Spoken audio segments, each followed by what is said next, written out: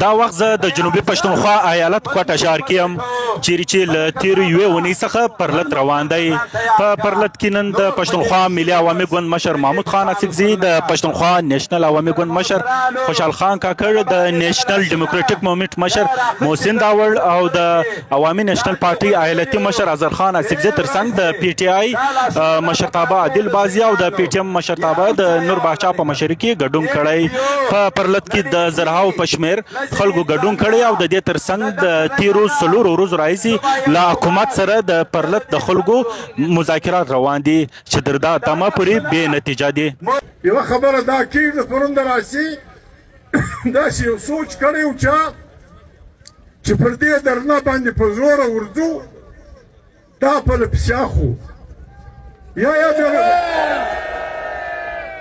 یا زور مرا سره که راسه د غیبې موږ واخو وابېخو بیا به ګرد جنوبي پښتونخوا ګرد بلوچستان درني ګرد جنوبي پښتونخوا او ګرد بلوچستان به درني تر هغو به درني چې زما د وطنه څه ته خپلې پښې سپکوې.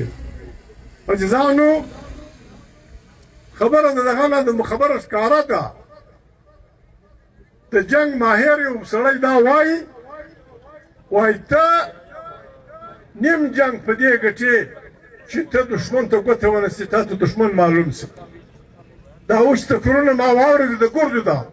دا د الله پاک ډېره لوی مهرباني ده چې خلکو ته خپل مدعي معلوم دی چې هغه دی چې مدعي معلوم شو نیم جنگ تا ګټلی دی. دا نیم جنگ بیا په تنظیم اړ لري، پاکګویي حق لري. زما خپله تجویز دا دی دې درنې خپل دغه مطالبې ایښې دي جوډیشل کمیشن یې دغه کړی دی. خوشحال زما زوی وایي چې دا کمیشن به داسې ته داسې ویلی شي فلاني ته به داسې ویلی شي. دا جج چیرې دی ستا په وطن کې؟ دا جج چیرې دی چې دغه امام به تېروي؟ چې چاته به دا خبره کوي. خو یوه خبره دا ده زموږ دا کمیټۍ تللې ده چا په کور کې مجلس دی د سرکار سره.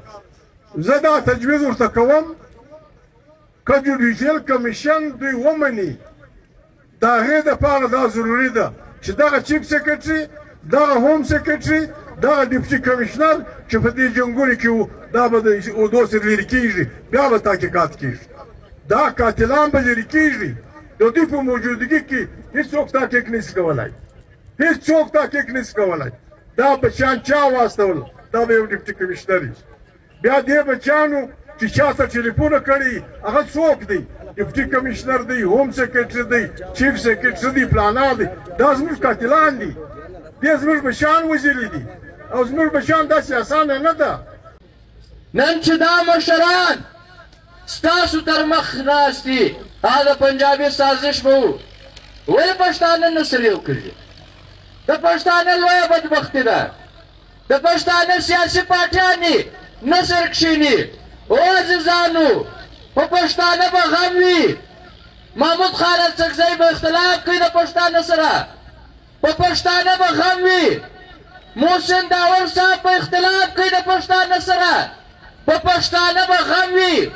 ایمل ولی خان به اختلاف کوي د پښتانه سره، په پښتانه به غم وي. ویر به وي، دوره ورځ به وي. منظور پښتون به اختلاف کوي د پښتانه سره، په پښتانه به غم وي. زموږ علما کرام مولانا فضل الرحمن صاحب به اختلاف کوي د پښتانه سره. نن هغه دښمن ته وایو دا یووالی دی.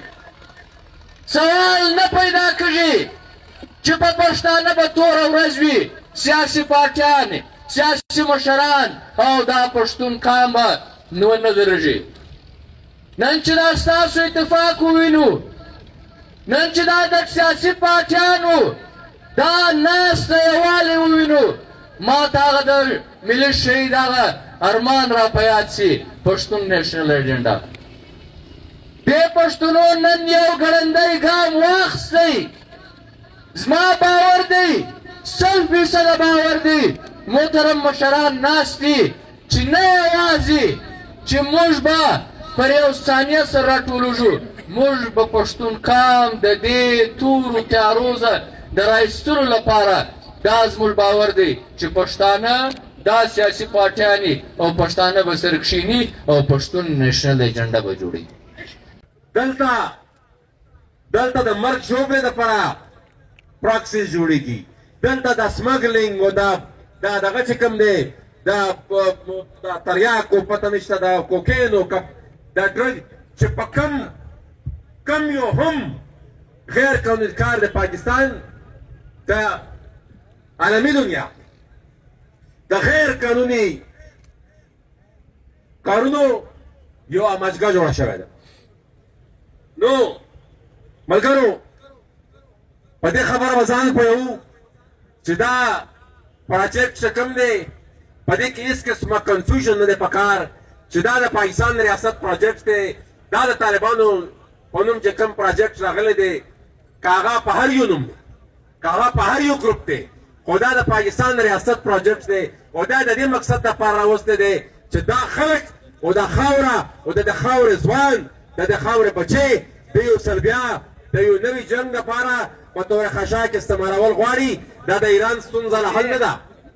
دی به سبا نن مې وختي هم یو ټویټ کتلو د وزیر اعظم چې په سعودي باندې برید شوی دی، په مخکې مرحله کې به بیا دی دا وایي چې خدای مکړه دغه دی په سعودیه باندې برید شو، مونږ به د دې خلکو مرګرتیا کوو او د دې دپاره به ځان له بیا دغه ځایسازي چې دي د خلکو کوي دا به بیا ایران ته هم لېږي، دا به بیا د چین خلاف هم استعمالوي، ځکه چې دا ملک د پیل اول دا د امریکې یو قانوني ده. زه به د کام خبره کوم، زه به د خپلوۍ خبره کوم، زه به د امن خبره کوم. زه به غدار یم، ته چې هره ورځ کام خرڅې، ته چې په هره ګناه کې ورګډې، ته چې د هرې ګناه شریک یې، ته مو یې بېوطن یې. نو ګرانو وطنوالو دا پیمانې دا ګزونه چې دوی موږ ته ایښي دي دا خبره سپینه او صفا ده. دا پاکستان نه و، دا د زیارت خلک د زیارت د غرونو مالکان ول. پاکستان به 15 شپږ کاله عمر لري. زه د زرونو کلونو د چمنه نیولې د پښتونخوا وطن د بلوڅ وطن دا قامونه مالکان ول. تا نن پر دې باندې د درواغو سلسلې راخیستې دي. ما د دې سره خدا نخواسته بې دخله کوې. تا ستا چې کوم کردار د ریاست په معنا د امریکنو د غربیانو په دې خطه کې د پراکسي دی، تا په پښتون بلوڅ وطن کې پراکسیس پیدا کړي دي. زما کام په خوږې، زما کام په وې. بلکې اسیمونیر یو بیان راغی فیلډ مارشل غا اسیمونیر صاحب یې چې بندوق او څوپک دا به د ریاست سره وي، دا به د پوځ سره وي، دا به ریاستي ادارو سره وي، دا به د افسس سره وي، دا به د نیویزو سره وي، دا به د پولیس سره وي. او عام خلک دا به ټوپک نه پورته کوي او عام خلک به د خپل تحفظ انتظار دا ګرد د دوی په پشت باندې ولاړ دي او ته یې ارام بدر راشئ عمر به ګڼه شپه ګرځو. لهذا مولانا دا وویل چې زه نن عام سړي ته ټوپک ورکړم او عام سړی روان شي هغه نه ټرینینګ شوی دی، نه د هغه تربیت شوی دی، نه هغه د دغه میدان سړی دی او زه یې به دا میدان ته واچوم او هغه نه جنګېدای شي. او بیا چې جنګېږي مولانا په تقریر کې ته واورو څومره فلسفه ده چې کوم خلک لښکر باندې او نن دا کوم خلک او دا پښتون او دا علاقه بلوچ او دا له خپلو سره وجنګېږي 1000 کاله به دا دښمني نه ختمېږي. हम आपसे और कुछ नहीं चाहते हैं. जो करप्शन आप लोग कर रहे हैं वो तो कर रहे हैं आप लोग, जो जुल्म कर रहे हैं वो तो कर रहे हैं आप लोग. हम सिर्फ अपने जिंदगी का रिक्वेस्ट करते हैं कि हमें जीने दें, हमें जीने दें, हमें जिंदगी दें. हम अपनी जिंदगी का सवाल करते हैं कि हमें जीने दें और कुछ नहीं चाहिए. खैबर पख्तूनख्वा और बलूचिस्तान के पश्तून सिर्फ ये लोग शहीद हो रहे हैं.